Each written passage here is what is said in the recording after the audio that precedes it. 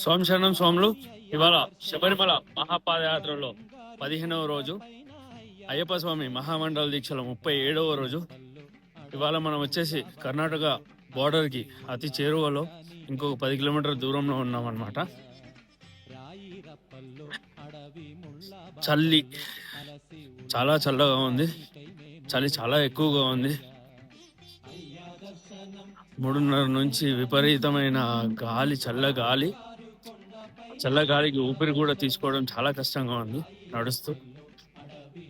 ఇప్పుడే సూర్యోదయం వచ్చింది, ఇంకా చంద్రుడు కూడా పోలేదు, అప్పుడే సూర్యోదయం అయింది. బార్డర్ పూజ అనేది నెక్స్ట్ వీడియోలో చూపిస్తాను.